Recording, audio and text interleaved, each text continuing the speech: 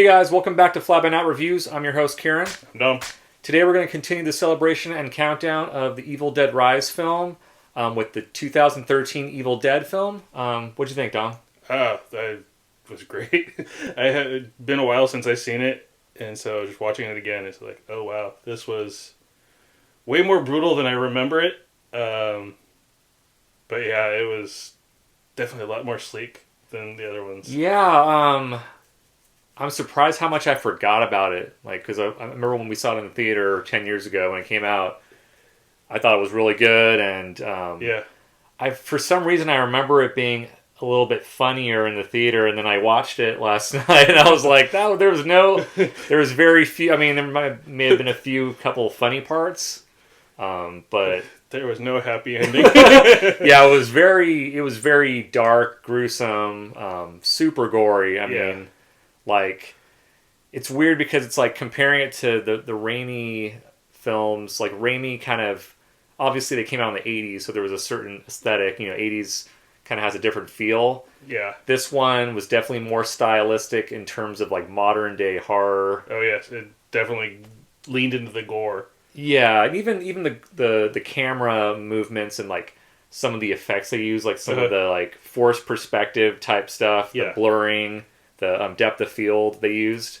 Kind of was like more of a modern take on like like a lot of horror movies now they use that. Right. They did try to keep some of the like, because I read the Raimi little isms, like the camera going through the woods and towards people, or yeah, for sure. They kind of to sort of link the and like I'm not sure if this movie is a sequel to the original Evil Dead movie or if it's just like a reboot. Right. Because it felt like they go to the cabin and there's like the car is still there. Yeah. Like it's almost like Ash and those people were actually in the cabin and they were kind of just like 30 years later or 25 years later showing up. But I really like the beginning of the movie. It's a very good setup. Yeah, it just really draws you in. There's basically this woman kind of running through the woods, and she's like kind of distraught, and then two men kind of grab her and basically like tie her up and like put a bag over her head and then like knock her out with the gun. Yeah, you think that they're gonna do something? They're the bad guys trying to do something. And then all of a sudden she wakes up and she's tied up to this post, and of course they have the Book of the Dead, the Necronomicon, and they're like reading from it. And I'm like, oh, they're going this angle. Then all of a sudden it's like Exorcist, where like she's like, I guess this guy's daughter, and she's possessed. Yeah, she's basically possessed, and they have to basically like burn her to get rid of the demons or whatever. And I completely forgot this scene. I didn't remember this being in the movie, and just watching it, I was like, oh damn. Yeah, I mean it's just very graphic, and you're like, damn, that's a good way to get you like vested in the movie. And and from that point it's pretty much just an updated version of the original Evil Dead film.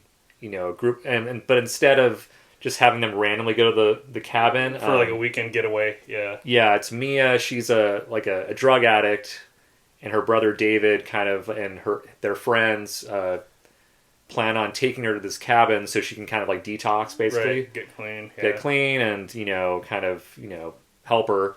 But it was sort of interesting because the fact that when she was detoxing and then she gets possessed by the demon or whatever, it makes it seem like that's the detox that people are like saying, and not the actual like possession. Until certain things start happening, and then their friend Eric starts realizing, oh, this is stuff that was in the book. Oh yeah, that was another thing. It was just like Eric seemed like the smart guy in the group, but literally they does the dumbest thing. Yeah, they find the book downstairs, and it obviously looks like there was a ritual going on, and it was actually the same area where the woman was burned in the beginning of the movie. Something I found out afterwards was the old lady that was reading the book, in that opening scene, she was actually in the Ash vs. the Evil Dead show. Oh, really? Okay. When I think it was the pilot episode, it plays the Deadite. Okay. Yeah. See, I haven't. It's been a long time since I've seen the show. Like, cause I watched the whole season. Like, maybe finished it like 5 years ago or 4 years ago. But yeah. But yeah. So he basically like dumbass. He like opens up the book and it's like has like barbed wire on it, and on the obviously on the pages it's like don't read, and then he just starts reading. He starts reading the book, and of course all these the things happen. The demons start kind of coming to claim their victims, whatever, and yeah, it's pretty much the same movie. It's just they have more creative ways of and they definitely had a much bigger budget. Yeah, for sure. Yeah. But I honestly really enjoyed it a lot, and I'm surprised they didn't continue with the sequels. Right. Yeah. After watching that again, it's like, why did this not continue? Yeah, because it almost sets up because Mia gets possessed first, and she's almost like the main Deadite for majority of the movie.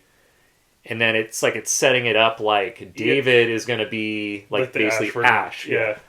And sure enough, they do the switcheroo and have Mia kind of be Ash. Yeah. And for some reason, I always thought that it reveals that her real name is actually Ashley, but I guess that was just something I misforgot. Oh, okay. Yeah. Yeah, I thought so too. And I was when I was looking at the characters' names at the end of the movie, I was like, oh, these are all just different names. And so that's what makes me think this was more of a sequel than a reboot. Right. I think it was kind of a little bit of both. It was almost like Force Awakens, where it was obviously they were kind of continuing after Return of the Jedi, but but I liked how they kind of added some of the elements from the first one, even the sweatshirt she's wearing, Michigan State. Oh yeah. I caught that. Yeah. And it's since we've seen him so recently, you kind of pick up on those little things, and it's sort of cool. But yeah, man, I'm kind of thinking the Evil Dead Rise movie is going to be more like this one. Yeah. But yeah, it definitely gives off that vibe. Yeah, I mean, I'm curious what it's going to be about, because I know it's not in the cabin, and it's more of a mother and their kids. But we're actually seeing the movie this Thursday, so we're going to be able to give you a first reaction video to that, and then hopefully do the review on Friday and let you know how it is. But yeah, this was a fun little thing that we did. I really enjoyed kind of revisiting. Oh yeah, that was great. Actually, I think I'm probably gonna rewatch the Ash vs. the Evil Dead. Yeah, me too. I think it's on Netflix or something. Yeah, it's on Netflix. Yeah, I may have to check that out, and maybe we can do this again with another. Maybe for the Flash, we can watch all the Batman movies or something. I don't know. Yeah, just do we'll figure something out. But anyway, but that's pretty much it. Well, that's it for today's video. Hope you guys enjoy that. As always, we'd really appreciate it if you like and subscribe to this video. Leave a comment, share, tell your mom, tell your dad, tell everybody. Just share the hell out of this page, because we really appreciate it. We're trying to build it, trying to make some cool content for you guys. And yeah, just have fun with it. But anyway, it was great chatting with you, and we will catch you next time. Peace.